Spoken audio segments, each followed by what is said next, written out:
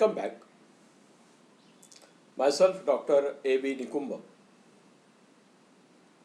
will discuss today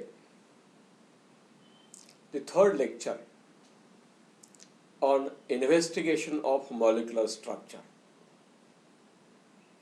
This video is for education purpose only. No copyright infringement. This copyright belongs to its rightful owner. In our last lecture, we have seen the term dipole moment, and now we continue the same property to discuss the molar polarization for non-polar substances. In this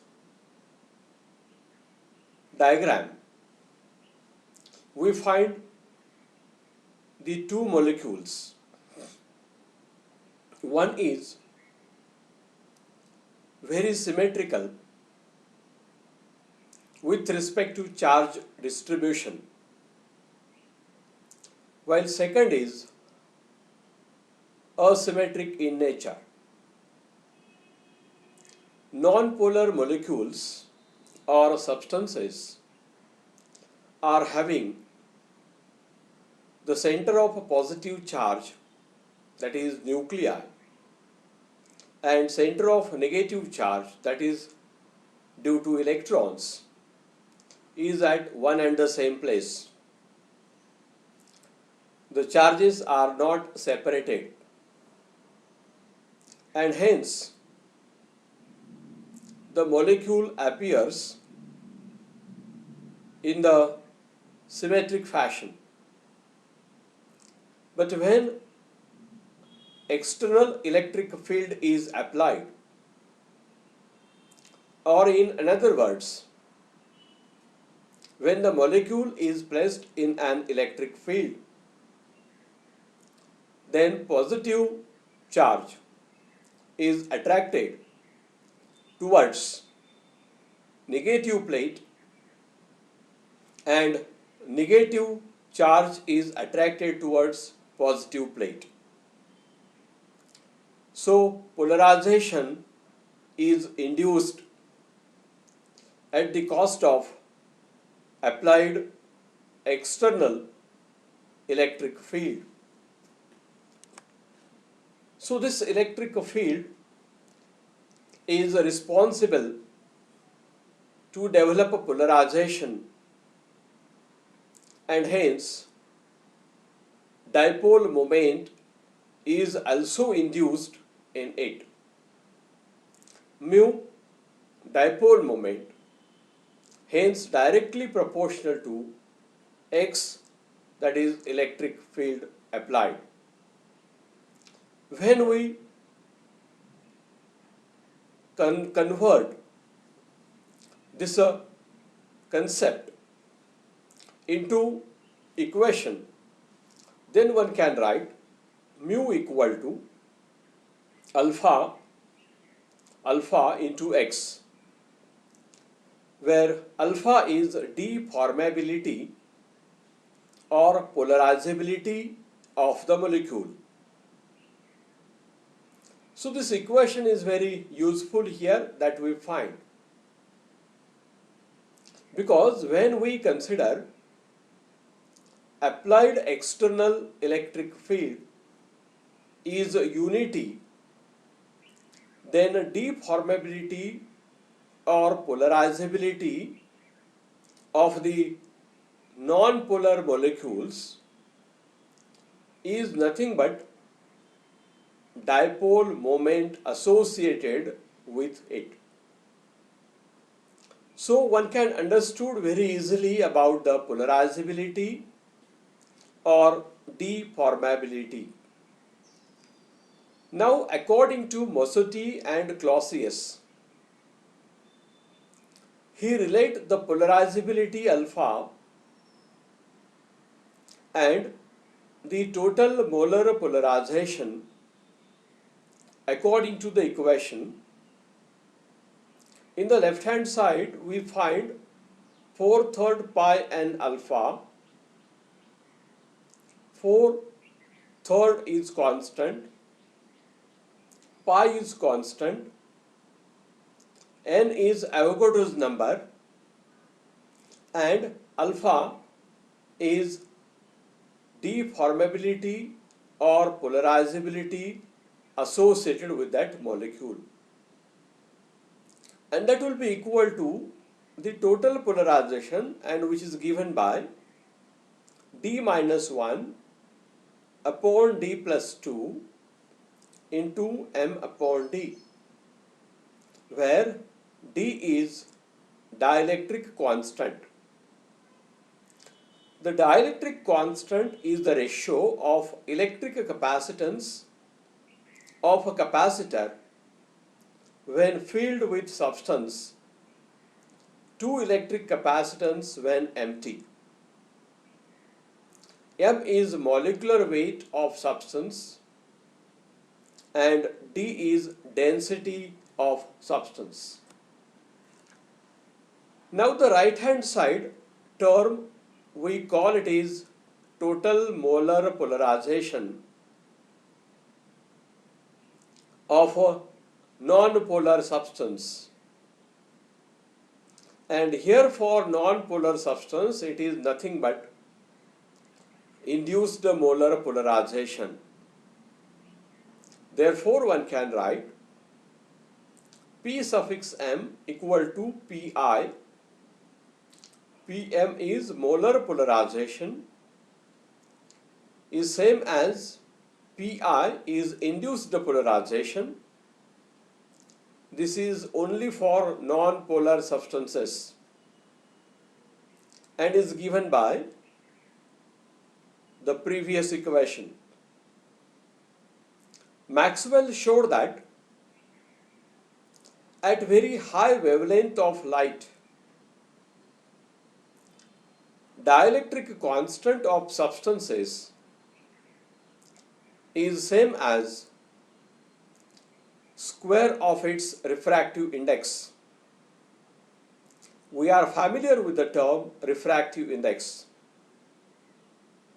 So n square infinity is the refractive index of substance measured at higher wavelength of light. And here we found Pm is constant, characteristic of the particular non-polar substance, and it is independent on temperature. Now we consider here the molar polarization for polar molecules. In the polar molecules, already the poles are present in absence of electric field, but they are randomly distributed due to thermal agitation. So polar molecules are having permanent dipole moment, that is non-zero dipole moment. When such polar molecules are placed in an electric field, we found the random distribution of dipoles is aligned with applied electric field. That is, the dipoles are slightly oriented and directed with respect to applied electric field.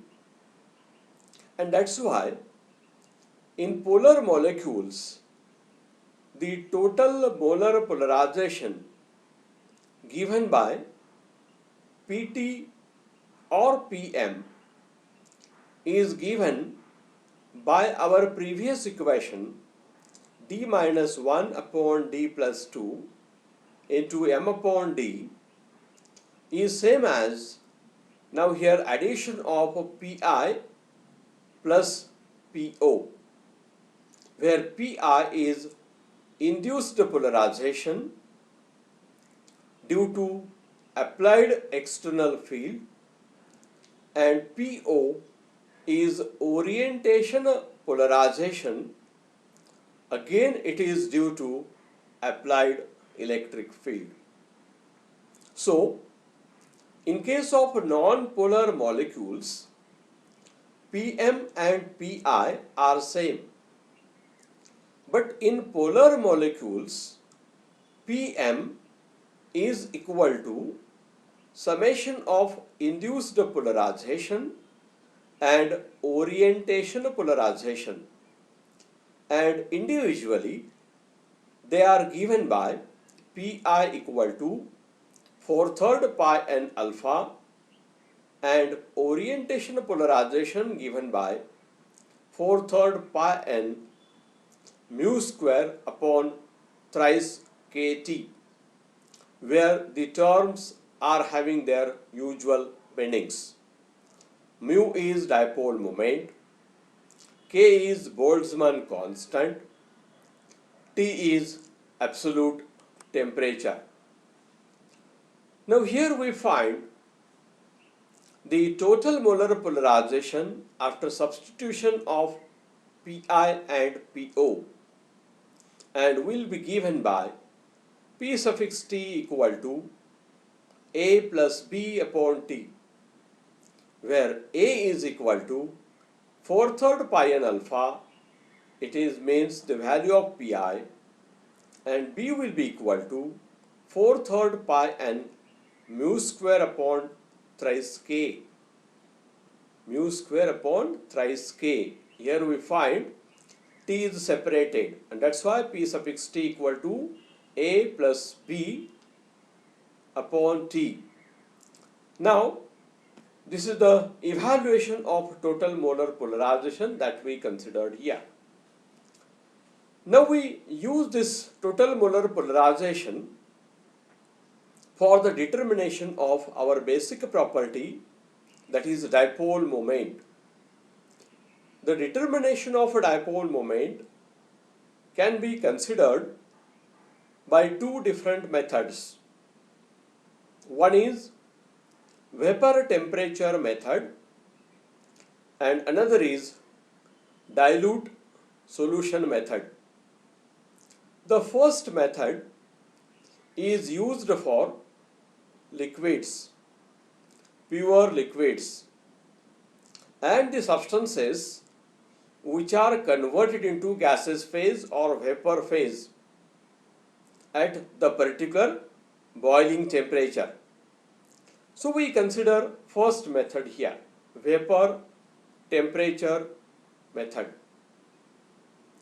In the vapor temperature method, we are able to determine the total molar polarization for polar molecules. It is found to be increasing with a decrease in temperature, and we consider it depends on temperature here. While for non-polar molecules, the total molar polarization is independent on temperature. Temperature decrease or increase will not affect the value of Pt, because Pt and Pi both are same. They will be independent on temperature. Now here in the equation, P suffix T is equal to A plus B upon T. Here you will find B is 4/3 pi n mu square upon thrice k. K is Boltzmann constant and mu is dipole moment. N is Avogadro's number. Now, the values of the molecular weight is known for a given substance in the liquid or in the vapor state, while the vapor density is determined at the different temperatures. By substituting the value of B, A and various temperatures, the values of Pt at different temperatures are summarized as a data. And so this data one can plot total molar polarization Pt on y-axis and reciprocal of a temperature, absolute temperature, on x-axis. And we found for the polar molecules with a decrease in temperature, the value of Pt increases. The slope of the straight line can be obtained as y is equal to mx plus c. Here y is various values of Pt, that is total molar polarization. X is 1 upon T. B is slope, that is 4/3 pi n mu square upon thrice k, while A is equal to Pi or 4/3 pi n alpha. So, if you extrapolate this straight line which intersects at y-axis or Pt, you will get the value of A or Pi itself, while the slope can be obtained here which is positive itself. Substituting the value of slope in the equation of B, that you will find B is equal to 4/3 pi n mu square upon thrice k.